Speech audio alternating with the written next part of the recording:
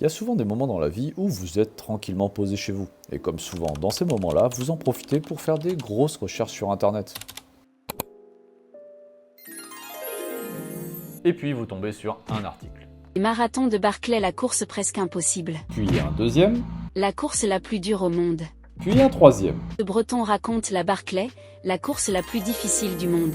Alors là, la première chose que vous vous dites, c'est Oh, qu'est-ce que c'est que ce truc là? la Barclay, on en parle depuis quelques années en France, et généralement, quand on en parle, c'est essentiellement pour évoquer sa difficulté légendaire. Rémi est perdu dans la forêt, sans assistance, sans protection, à bout de force.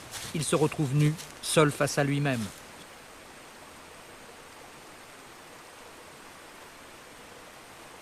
Et le mot difficulté, c'est vraiment pas un mot assez fort pour parler de cette course, et on va voir tout de suite pourquoi. Déjà, c'est l'une des rares courses où, pour s'inscrire, c'est encore plus chiant que Parcoursup. Parce que déjà, il n'y a que 40 participants par an qui peuvent s'y inscrire, donc ça fait vraiment pas beaucoup.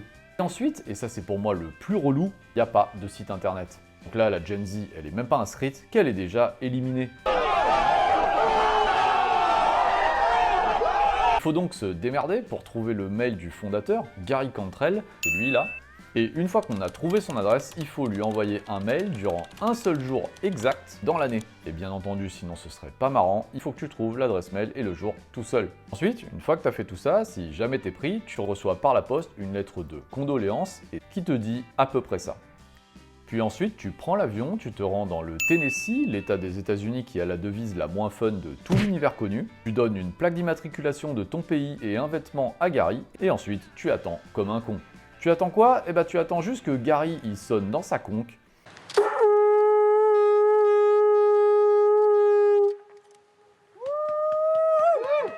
Ensuite, tu as 1 heure pour te préparer, et quand Gary allume sa cigarette, c'est le début de la course.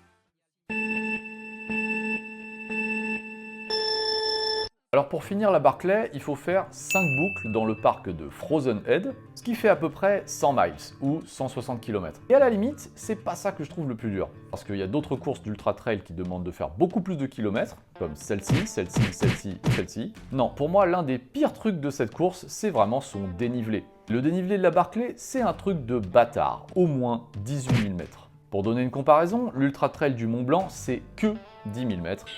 Voilà, donc en gros, quand tu penses à la Barclay, tout est fait pour que tu te dises « Je me chie dessus. Et tout ça, c'est sans compter tout un tas de règles cheloues pendant la course, genre chaque fois que tu fais un tour, tu dois repartir dans l'autre sens, histoire de bien te perdre. Et tu dois ensuite trouver et arracher des pages de livres pour les ramener à Gary, qui les lira même pas. T'as le droit à aucun GPS, et donc tu peux te perdre de ouf dans un endroit qui en plus est super connu pour connaître tous les pires climats qui peuvent te tomber sur la tronche en 48 heures. Et finalement, quand tu décides d'abandonner, tu as même le droit à ta petite séquence d'humiliation personnelle puisqu'on te joue la sonnerie aux morts, rien que pour toi.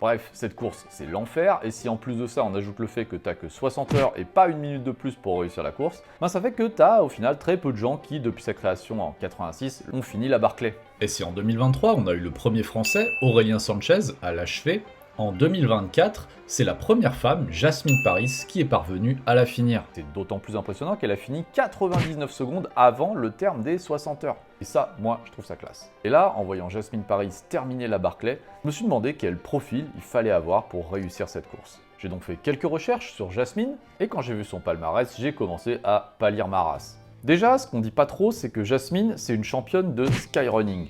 Alors au début, je savais pas trop ce que c'était le skyrunning, et donc j'ai découvert qu'en fait ce sont des courses qui sont toutes faites au-delà de 2000 mètres d'altitude et avec des dénivelés positifs de minimum 30 degrés. Puis ensuite elle est passée sur de l'ultra trail, et là elle a fait des perfs de ouf malade, genre 6ème de l'UTMB en 2016. Mais moi, ce qui m'a vraiment fait comprendre quel genre de personne était Jasmine Paris, c'est quand j'ai appris qu'elle avait gagné la Spine Race en 2019. La Spine Race, c'est l'un des ultramarathons les plus difficiles du monde qui se déroule au Pays de Galles, et qui fait rien de moins que 430 km. Et ce qui est vraiment ouf, c'est que Jasmine, elle a non seulement remporté l'épreuve au général, c'est-à-dire qu'elle a aussi bien battu les femmes que les hommes, mais elle a également battu le deuxième de plus de 15 heures et battu le précédent record détenu aussi par un monsieur de plus de 12 heures. Dernière petite anecdote, à chaque fois qu'elle prenait une pause, elle en profitait pour tirer du lait pour sa petite fille de 1 an. Voilà le genre de personnes qui finissent la Barclay. Donc en voyant ça, moi je me suis dit que j'allais peut-être me recoucher, puisque je ne m'attends pas à ce que Gary m'envoie un jour une lettre de condoléances. Bon, ok, tu feras peut-être pas la Barclay. Mais tu sais quoi? On s'en bat les couilles. Parce que peut-être que si tu regardes cette vidéo, tu es débutant en course à pied et tu voudrais être accompagné par un coach avec plus de 10 ans d'expérience dans le domaine du coaching et de l'accompagnement. Eh, t'as vu, c'est moi là sur la photo. Et là, et là, et là. Oh, ok, j'arrête. Et si c'est le cas, tu es au bon endroit. Alors si tu as un objectif de course et que tu as envie d'avoir un suivi personnalisé qui s'adapte à ton quotidien, en te proposant un programme d'entraînement entièrement adapté et qui te permettra de progresser et d'éviter les blessures, réserve ton rendez-vous au téléphone avec moi, c'est gratuit. Alors rends-toi sur mon site fait avec mes petites mains dans la description de cette vidéo. Et moi je te dis à tout de suite, hein.